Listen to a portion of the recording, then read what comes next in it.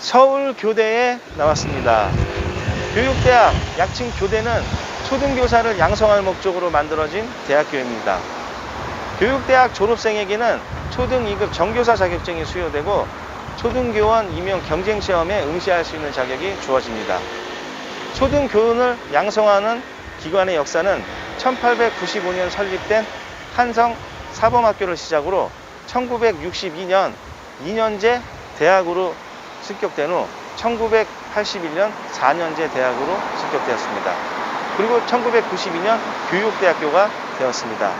그중 제가 오늘 온 서울교육대학교는 1945년 개교한 후 1962년 교육대학교로 승격된 후 현재의 행당동 한양대학교 맞은편 자리에서 1977년 강남 개발 전 현재의 자리로 이전하게 되었습니다.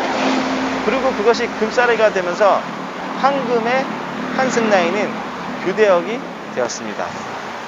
원래 이 자리는 청량리에 있는 서울시립대학교가 이전한 계약으로 되어 있었는데 시립대학교의 완강한 그 거부로 교육대학교가 이전하게 되었습니다. 당시에는 강남 개발 전후로 비만 오면 진흙이 있어 장화를 신고 학교를 다니던 시절이었습니다.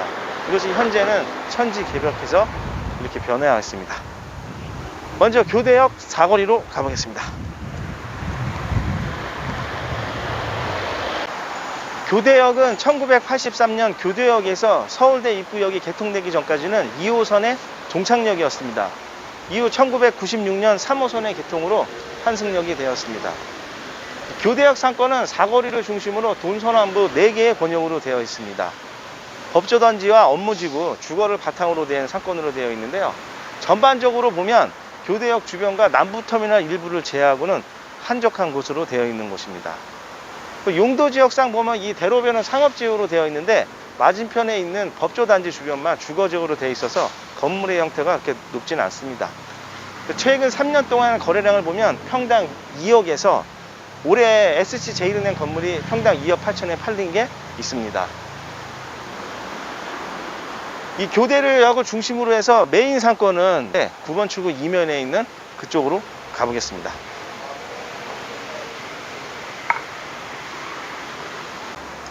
이 앞에 보이는 검은 건물은 2010년으로 돌아가 봤을 때 그 당시에 건물이 반으로 잘린 형태의 안이 훤히 들여다 보이는 강남 한복판에 흉물로 자리 잡고 있던 곳이었습니다.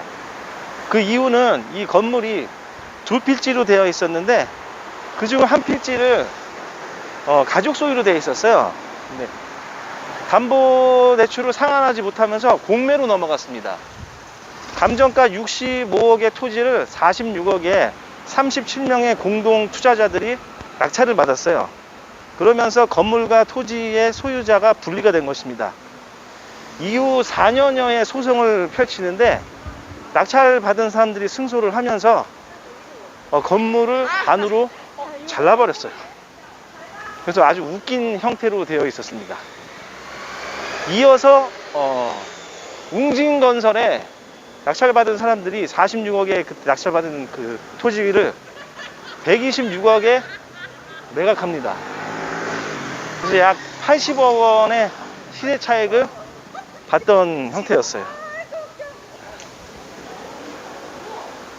지금도 웅진건설이라고 저 끝에 보이긴 한데 이 웅진건설은 우리가 일반적으로 아는 그 웅진그룹과는 관련이 없는 개인 법인입니다.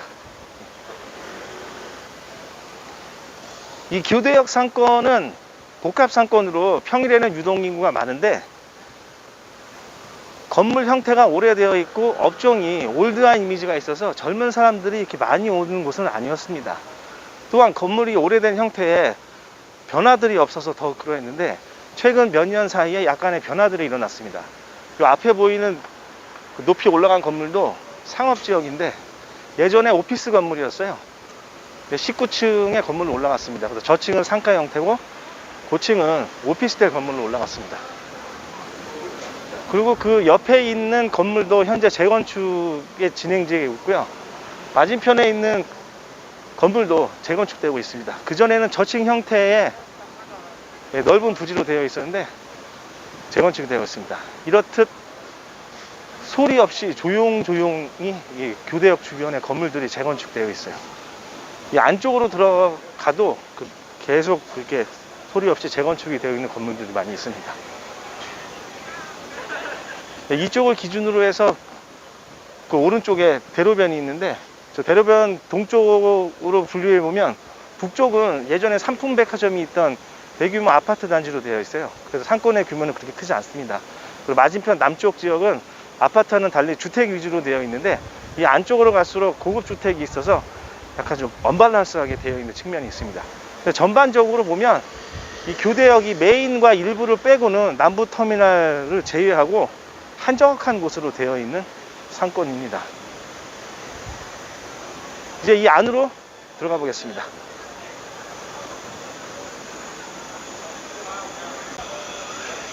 빠뜨린 얘기가 하나 있는데, 여기서 그 남쪽으로 남부터널 방향으로 내려가잖아요. 내려가다 보면 곱창골목이 있습니다. 옛날부터 안정된 오래된 상권인데, 거기에 건물 시세는 이 라인이 평당 1억 초반으로 되어 있고요. 임대 시세는 평당 20에서 30만 원 사이로 되어 있는 곳입니다. 오늘은 서초역 방향으로 가보겠습니다. 제가 과거에 이 교대역 상권에서 상가 임대 중개를 많이 했었어요. 그때를 돌이켜보면 자영업 하기에 쉬운 것이 아니었습니다. 뭐 여러 가지가 이유가 있지만, 건물 측면에서 보면 이 교대역 일대의 건물들이 변호사, 법무사 사무실들이 많아서 2, 3, 4층의 그 임대 차가 그렇게 크지가 않았어요. 그리고 안정적으로 뭐 장기적으로 임차하고 있는 사람들이 많아. 다른 상권에 비교해서 상대적으로 임대료가 좀 높았습니다. 그러다 보니까 새로운 그 저층에 이렇게 임차 구성이 상가로 들어오면 공사기간을 보통 하다 보면 렌트프리 기간을 주는 경우도 있잖아요. 전혀 안 주시더라고요, 이 일대는. 당시를 돌이켜보면 좀 보수적인 측면이 많은 동네였습니다. 근데 현재는 아까 그 입구에 보면 그 세강 그린 푸드에서 교대 2층을 비롯한 교대 시리즈의 어떤 업종들을 구성하면서 젊은 그 이미지가 많이 되살아났습니다. 그리고 또 앞에 또 대성황을 비롯한 학원들이 있다 보니까 젊은 사람들의 유입이 많았어요. 이 교대역 상권은 법조단지와 중소형 사무실들을 비롯해서 약 5만 명의 근무자들이 있는 곳입니다. 그 숫자가 결코 적은 숫자는 아니에요.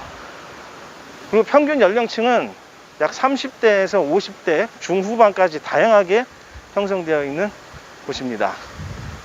아까 말씀드렸다시피 건물 형태가 오래되다 보니까 좀 트렌드한 업종이 들어오는데 제약이 있긴 한데, 앞으로 이 건물 형태가 이게 바뀌면서 젊은 업종의 트렌디한 형태로 들어온다면 상권은 더욱 좋아질 것으로 보여집니다. 오늘은 일요일이다 보니까 평일에 비해서는 상대적으로 문 닫은 가게들도 있고 조용한 형태로 되어 있습니다.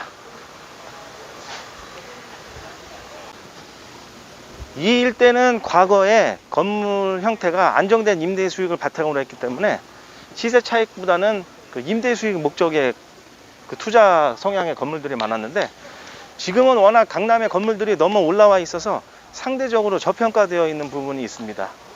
따라서 이 대로변을 제외한 이 안쪽에 도로가 넓은 곳들은 재건축이 꾸준하게 이어질 것으로 생각됩니다. 그래서 투자를 염두에 두는 것도 나쁘지는 않다고 생각합니다. 워낙 그 강남 지역에 보면 뭐 2, 3년에도 뭐 9천만 원, 1억대가 수두룩하기 때문에 이런 곳이 결코 나쁘다고 할 수는 없어요. 제가 이 걷고 있는 이 교대역에서 서초역까지의 거리는 약 450m 정도 됩니다. 근데 서초역 그 서쪽이나 이 주변이 크게 상권이 없기 때문에 맞물려서 교대역 상권이라고 보셔도 무방하실 거예요. 그리고 제가 갖고 있는 이 서초 3동 일대는 서초동에서는 가장 나중에 개발된 지역입니다. 과거에는 비닐하우스 촌이 있는 꽃마을이라고 했었는데, 저 앞에 보면 반포대로에 제가 중학교 때가 기억나는데 비닐하우스에 꽃가게들이 많았어요. 그것들이 이제 지금은 변화해서 이렇게 건물 형태로 바뀌었고 뭐, 어, 외제차 거리로 또 바뀌었습니다. 이 교대역 상권은 평일과 주말의 편차를 비교해 보면 매출이 그렇게 많지도 또 그렇게 적은 곳도 아니에요. 그냥 일정하게 꾸준히 가는데 중상위권 정도에 해당하는 상권으로 보시면 됩니다. 기복이 크지 않고 나름대로 안정된 그 수요를 바탕으로 해서 탄탄한 그 성향으로 가는 상권이고요. 외부에 크게 영향을 받지 않는 상권이기도 합니다. 그런 면으로 이 교대역 상권을 정리해 보면 어떨까 합니다. 오늘은 교대역 상권을 봤습니다. 다음 편에 뵙겠습니다. 감사합니다.